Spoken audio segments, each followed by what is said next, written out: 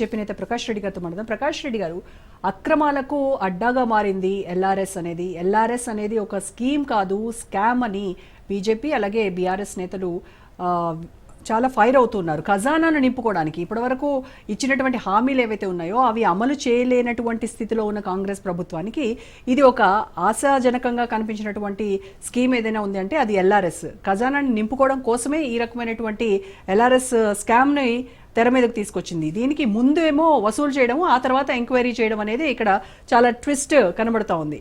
BJP ఎలా చూస్తుంది దీన్ని?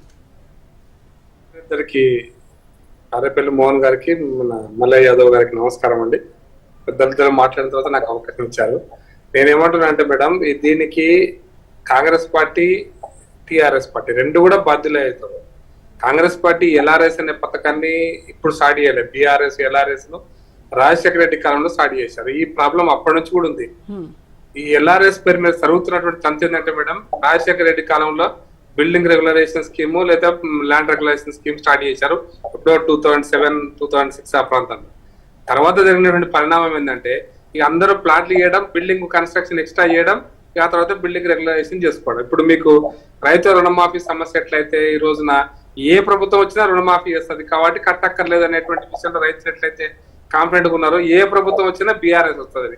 నేను ఇంట్రెస్టింగ్ ఒక పాయింట్ చెప్తాను మేడం. నా కార్కి ఒక 4 పెనాల్టీస్ వేసింది మేడం. మా కార్ దొంగ తప్పుడు పెనాల్టీ చేసిరా, ఎట్లా కట్టాలి నేను అని నేను ఒక ట్రాఫిక్ సబ్ ఇన్స్పెక్టర్ జరిగిపోతే, సార్ మళ్ళీ ప్రభుత్వం మళ్ళీ కన్సెషన్ ఇస్తుంది సార్, 30% 20% కట్టమంటది, అప్పుడు గడుదులేండి సార్ అన్నాడు.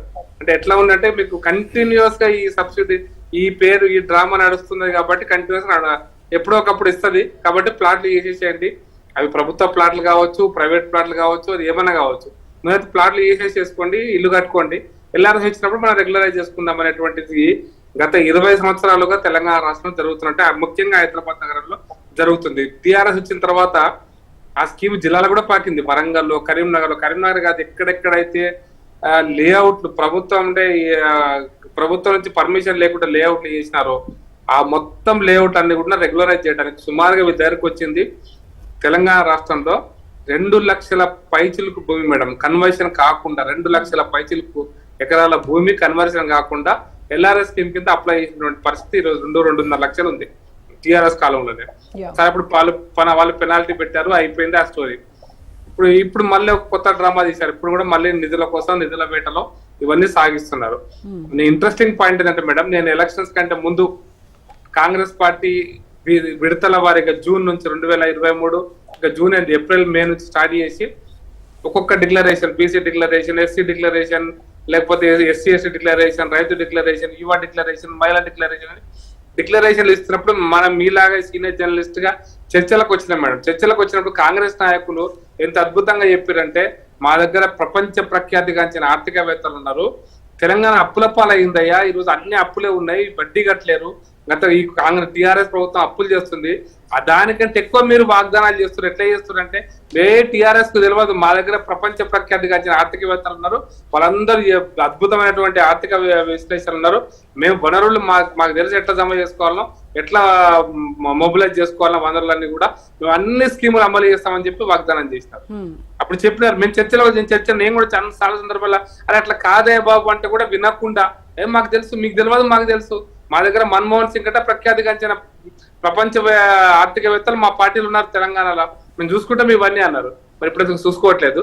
ప్రపంచ ఆర్థిక వ్యవస్థలో ప్రపంచ ప్రఖ్యాత ఆర్థికవేత్తలు ఇచ్చినటువంటి సజెషన్ ఏమో ఇది ఇచ్చిన సజెషన్ మరి ఎందుకు అమలు చేయట్లేదు? వాళ్ళు ఇచ్చిన సజెషన్ కాదు మేడం, ఎన్నికల కంటే ముందు వాళ్ళు చెప్పినటువంటి భాష చెప్తున్నా మేడం, చెప్పిన పదాలు చెప్తున్నా, అన్ని ఇచ్చారు. నేను ఇంట్రెస్టింగ్ ఏంటంటే మేడం, నేను కూడా బీజేపీ ఎన్నికల మేనిఫెస్టో రాసేటువంటి దీంట్లో నేను కూడా ఉన్నా.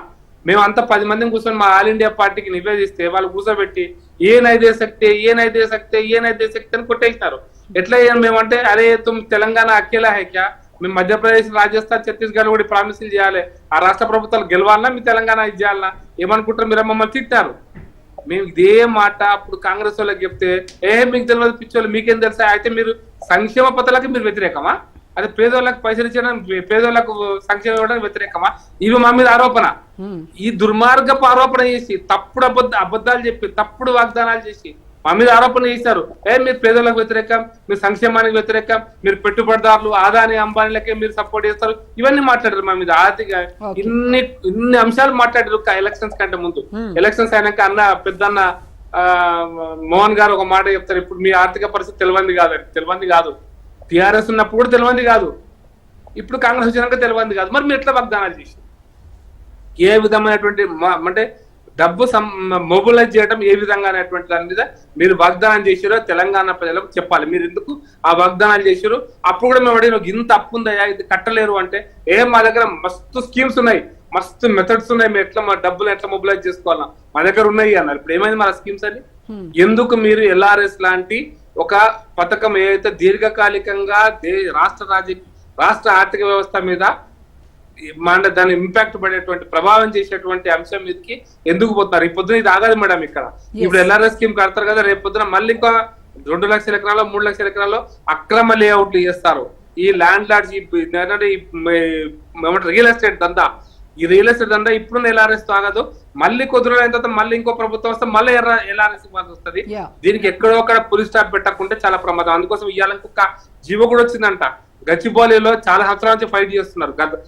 మన రేవంత్ రెడ్డి గారు ముఖ్యమంత్రి గారు ఇంతకుముందే మీరు అన్నారు, భావి తరాల కోసం, స్కూళ్ల కోసం, కాలేజీల కోసం, కమ్యూనిటీ హాల కోసం ప్రభుత్వ భూమి ఉండాలి కదా అని చెప్పారు. 400 ఎకరాల ప్రభుత్వ భూమిని అమ్మకానికి పెట్టినట్టుగా సమాచారం మేడం. కాబట్టి ఎల్ఆర్ఎస్ ఒక్కటి సమస్య అయితే ఎల్ఆర్ఎస్ చేయడం బీఆర్ఎస్ కూడా మీకు హైదరాబాద్ చూస్తున్నారు మేడం. 4 అంతస్తులకు పర్మిషన్ ఇస్తే 5 అంతస్తులు కట్టుకుంటారు, అక్రమంగా కట్టేస్తారు.